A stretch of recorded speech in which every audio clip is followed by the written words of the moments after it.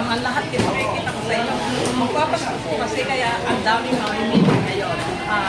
Lahat po ng klase ng isda, makikita ko sa inyo. Dito ang hanap buhay namin dahil hindi ka nakabihis. Masipag na lang, tiyak, ang mabubuhay po ang aming pamilya. Ito po, mga klaseng ng isda, pakikita ko at sasabihin ko sa inyo. Ito yung tinatawag namin na tulingan. Ayan. Yan po yung tulingan. Ito. Ito yung, ano yung unita ko? Unita po yan. Ayan.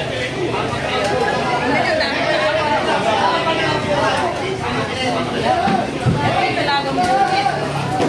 Ayan. O dito tayo.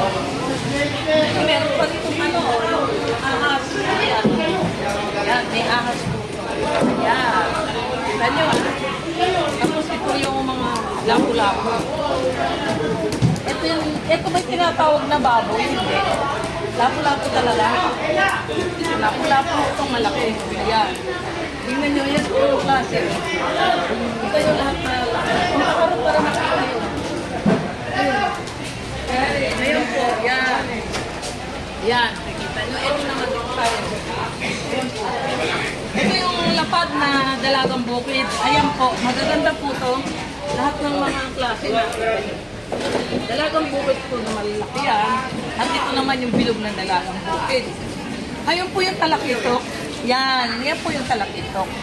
Tapos, ipigilig nyo. Ito. Ito, sa mga nahihiligan ng dalagang bukid. Ayan. Ayan. Ayan. Kita nyo? Di ba pwede kaway-kaway? Oh, ano pa yan? Ano po yan? Pinakita ko na ho sa inyo lahat. Tingnan nyo yung kamay ko muna. Huwag niyo po kalilimutan. Subscribe to YouTube. Wala pa naman ako. At naman yung Reels ko sa FB at Instagram. Pwede po. Please, like and share. Thank you.